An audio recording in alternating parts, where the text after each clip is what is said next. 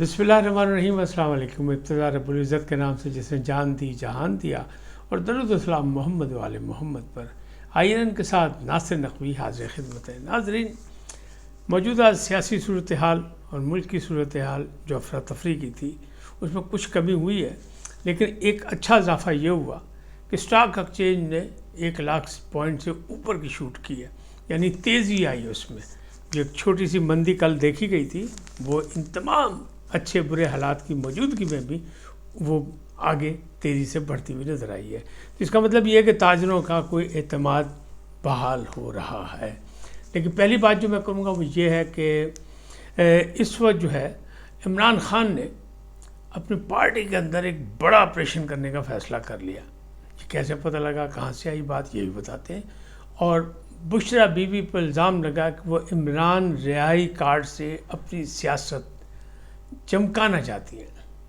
अच्छा, यही नहीं है, और भी बहुत से इंकशाफात हुए। मरियम भट्टो ने बहुत से, उनकी जो सिस्टर हैं, उन्होंने बहुत से इंकशाफात किए हैं, वो भी मैं आपको बताता हूँ कि एक मौके पर गाड़ी से बुशरा बीबी ने छलांग लगाने की भी कोशिश की, लेकिन वो नाकाम हुई। क्यों नाकाम हुई ये बताता हूँ। फिर प्रेस कॉन्फ्रेंस में जब उनका नाम आया वो क्यों नहीं आई, ये भी उन्होंने इंकशाफ किया। ये सारी चीज़ें मैं आपको बताऊँगा। लेकिन 2 अहम इस्तीफ़े वो भी आ गए हैं।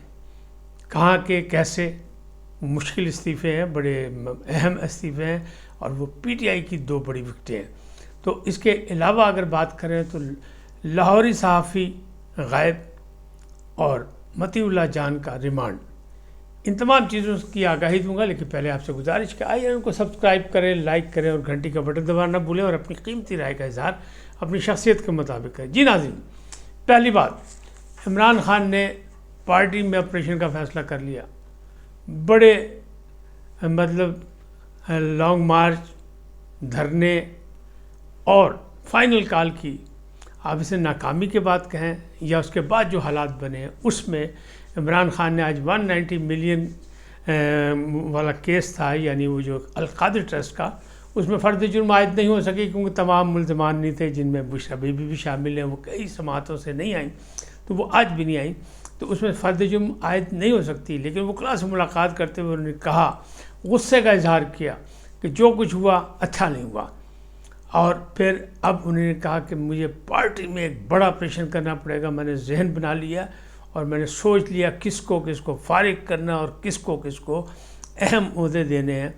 लेकिन इस सूरत हाल में क्या पोजीशन है?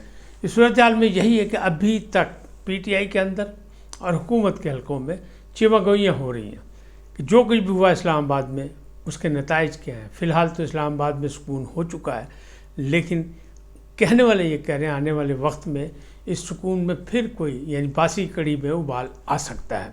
कैसा आ सकता है, क्या हो सकता है? वो कह रही कि बुशरा बीबी आराम से नहीं बैठेंगी, और बुशरा बीबी जो है अब पेशावर पहुँच गई हैं।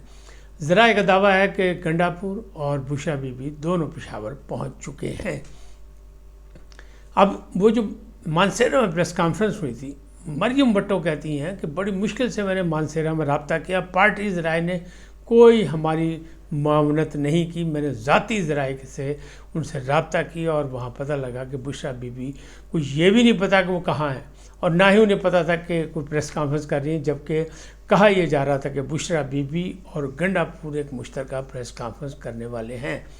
कई घंटों की ताख़ीर भी हुई, मामला तय नहीं हुए, उनको बुशरा बीबी को लाने का फ़ैसला नहीं किया गया सामने, लिहाजा वो नहीं आ सकी क्योंकि वो एक किस्म की मतलब यरगमाल बनी हुई थी। लेकिन ज़रा ये भी कहते हैं कि इस वक्त पार्टी सूरत हाल उसमें इमरान खान और बुशरा बीबी के यरगमाल हैं गंडापुर, यानी अली अमीन गंडापुर। वो उनकी बगैर के, यानी उनकी कठपुतली है, उनके इशारों में नाच रहे हैं, लेकिन वो खुश नहीं हैं। अब इस वक्त जिस वक्त मैं ये रिकॉर्डिंग कर रहा हूँ, उस वक्त केपी की असम्बली का इजलास भी हो रहा है, उसमें भी धुएंधार तकरीरें हो रही होंगी, तनकीद हो रही है। कोर कमेटी में भी तनकीद हुई, सियासी कमेटी में भी बड़ी तनकीद हुई, और फिर उसके नताइज में क्या हुआ कि 2 बड़े इस्तीफ़े आ गए। बड़े इस्तीफ़ा किसका है? एक इस्तीफ़ा आया सलमान अकरम राजा साहब, जो इस्लामाबाद पहुंच ही नहीं सके। एक बहुत बड़े मुमताज़ माहिर क़ानून है, वो उनकी फील्ड है, उसमें बड़ा उन्हें नाम कमाया, लेकिन جو سیاسی ماحول ہے اس میں وہ نہ گرما سکے ماحول کو اور نہ ہی اپنے ساتھ کسی کو لے کے جا سکے، لہٰذا انہوں نے کہا ذاتی مصروفیات کی وجہ سے میں استعفیٰ دے رہا ہوں۔ یہ نہیں کہا انہوں نے کہ میں ناکام ہو گیا ہوں یا میں ناکامی پہ ہوں یا میری ساری منصوبہ بندی فلاپ ہو گئی، انہوں نے کہا ذاتی وجہ۔ دوسرا بڑا استعفیٰ کیا ہے؟ دوسرا بڑا استعفیٰ، اچھا اس کو کنفرم کر دیا ہے گوہر خان نے۔ گوہر خان نے کہا ہے، جو بیرسٹر گوہر خان صدر ہیں تحریک انصاف کے، انہوں نے کہا ہاں جی سلمان اکرم راجہ کا استعفیٰ آ گیا، لیکن ہم نے منظور نہیں کیا، ان کو کہا ہے کہ ابھی کام کرتے رہیں۔ پہلے جو جنرل سیکرٹری تھے وہ تھے عمر ایوب خان، انہوں نے کہا میں اپوزیشن لیڈر اور پارٹی کی سیکرٹری شپ اکٹھا نہیں کر سکتا، لہٰذا انہوں نے استعفیٰ دیا۔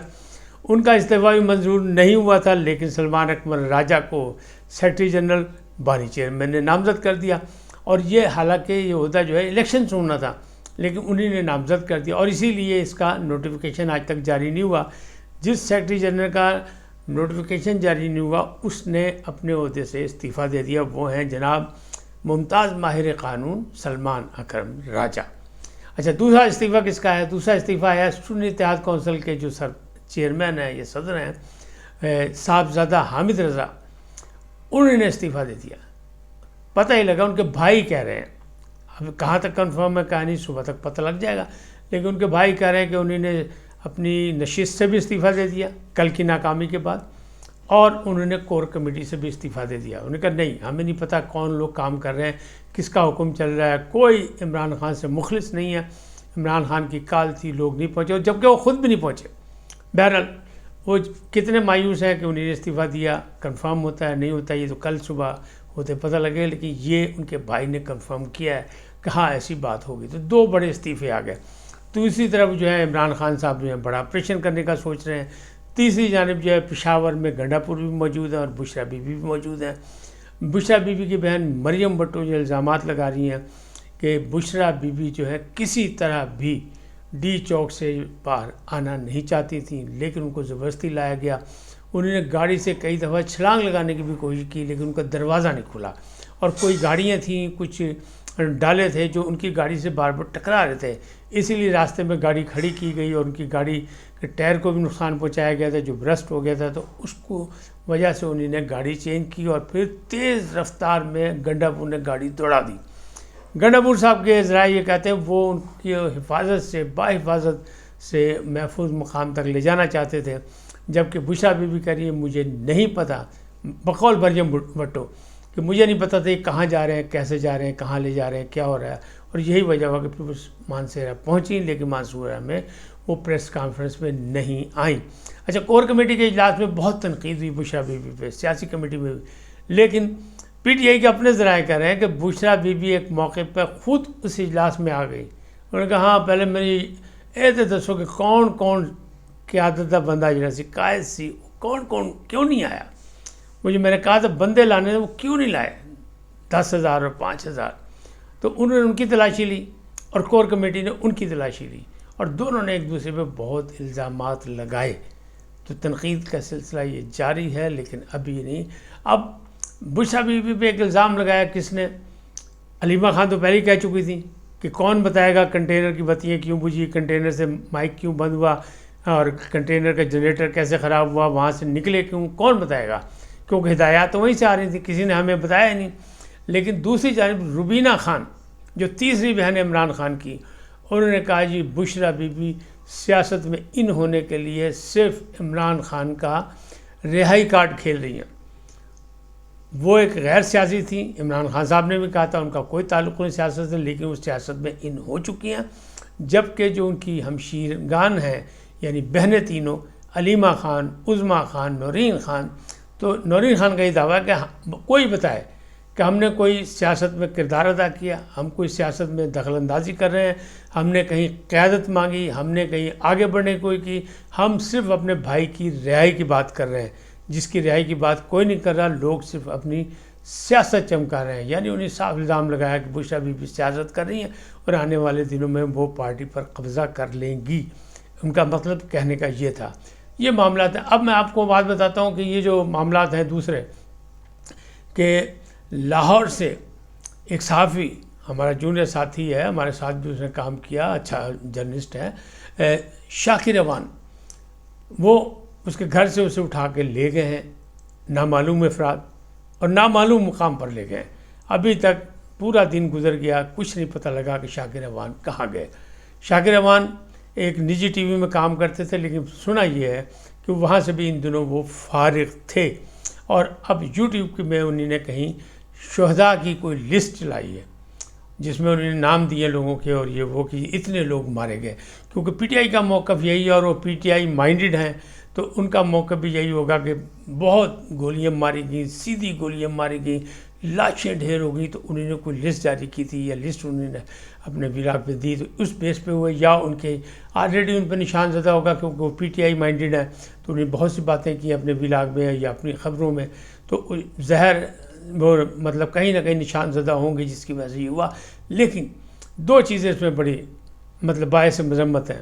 ایک یہ کہ چادر اور چار دیواری کا تقدس پامال کیا گیا، گھر میں لوگ گھسے اور سفید کپڑوں میں لوگ گھسے، نقاب پوش گھسے اور وہ اٹھا کے لے گئے.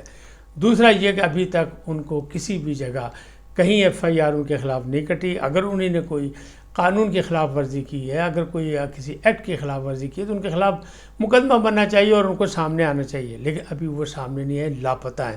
جبکہ جو ہیں مطیع اللہ جان، ان کو تو مارگلا تھانے پہنچا دیا گیا تھا، اس کے بعد ان کے پاس ایف آئی آر بھی کٹی. پھر اس میں بھی مذاقہ خیز ہے کہ ان کے خلاف منشیات آئس رکھنے، یعنی پہلے تو کہا کہ انہوں نے ناکے پہ لڑائی کی اور ناکے پہ تعینات جو اہلکار تھے ان سے بندوق چھین کر ان پر تان لی، اور دوسری طرف یہ کہا گیا کہ ان کی گاڑی سے مطلب جو ہے وہ آئس نکلی ہے 200 گرام یا اس سے زیادہ یا جو بھی ہے.